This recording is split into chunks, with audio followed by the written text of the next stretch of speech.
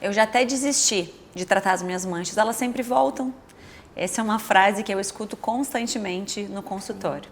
Seja muito bem-vindo e bem-vinda a mais um Papo Íntimo da Clínica MWB com as maravilhosas médicas da MWB, hoje para falar sobre melasma, e eu quero te dizer que você não pode desistir de se cuidar. E para conversar sobre essa doença que tanto gera transtorno para as pessoas que têm, eu trouxe as minhas amigas Dani e Aline para explicarem tudo do que você deve fazer. Então, Bá, na verdade, quando a gente pensa em mancha e melasma, a gente precisa primeiro explicar para o paciente o porquê que às vezes o paciente quer desistir. O melasma é uma doença que, ela, além de ser multifatorial, ela realmente não tem cura. Então, parte muito do que o paciente precisa saber também para poder controlar. Não adianta ele só vir à clínica, né, tratar, fazer tecnologia apenas. Então, a responsabilidade também é dele, porque como é uma doença que piora com o sol, e muita gente acha, não, mas eu vou para a praia, mas eu coloco muito protetor. Mas se pegar o sol na pontinha do dedinho do pé, a gente tem uma piora do melasma. O paciente precisa saber disso, até para a gente ser honesto com ele, deixar com toda a transparência para ele entender o porquê dessa piora. Então, além disso tudo, a gente tem o meio hormonal. Então, às vezes o paciente nunca teve melasma, mas na gestação ele desenvolve o melasma por conta dessa modulação hormonal, essa alteração hormonal na gravidez. E existe o melasma que chama de cloasma gravídico, né, o melasma gestacional.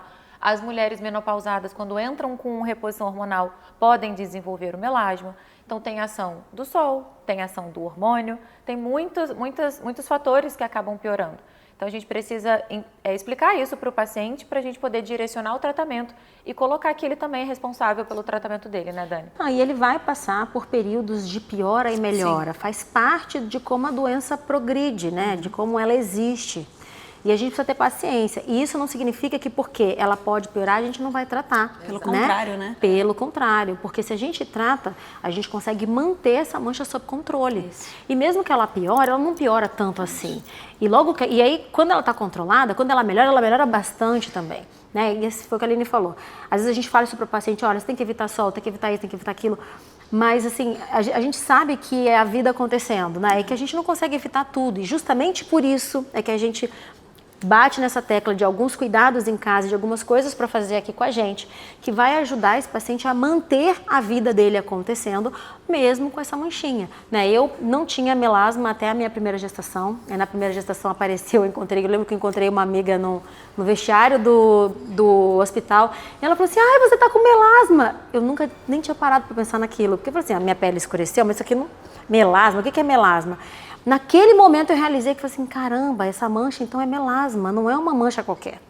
Né? E aí, dali pra frente, eu passei a cuidar dela.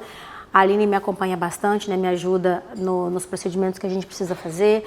No meio do caminho, a minha pele sensibilizou um pouco mais por causa do uso dos ácidos. Eu desenvolvi também uma rosácea, que é uma outra doença que caminha bem juntinho do melasma, né?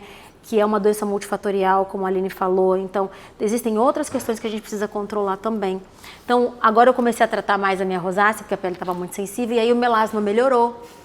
E é isso, gente, né? São as dores que todos nós vivemos, né? Sim. E a gente sabe que os nossos pacientes passam por isso, que são coisas que afetam a gente também. Sabemos que não é fácil, mas a gente está aqui para dar a mão para vocês e caminhar junto, né? No controle dessa doença que é muito desafiadora, muitas vezes. E assim, Aline, tenta nos dizer assim, num pequeno resumo, quais são os passos básicos que a gente tem que fazer com o paciente no consultório para que ele consiga melhorar essa mancha? Primeiro, o skincare adequado e, como a Dani também falou, às vezes o paciente não tem só o melasma, tem a rosácea.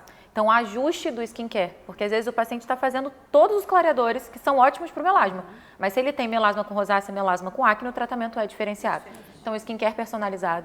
A gente potencializa também com medicações orais para poder ajudar. E as pacientes têm muito resultado, tá? Muito resultado. Esse nosso último manipulado que a gente fez, que essas fórmulas novas, eu tenho recebido um feedback incrível de como elas sentiram a diferença no poder dos antioxidantes e que trabalham a imunidade, que a Georgia fala tanto, na melhora da lesão. É o nosso corpo, né?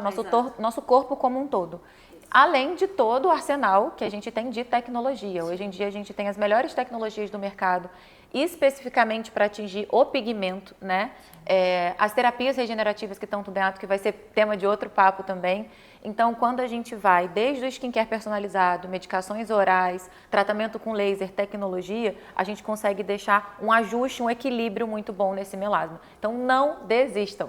É isso aí, gente. Mais papos sobre melasma, manchas, acne, rosácea vão estar aqui em todos os nossos papos íntimos, que são todas as segundas-feiras à noite. E a gente espera vocês numa próxima semana. Obrigada, meninas. Tchau.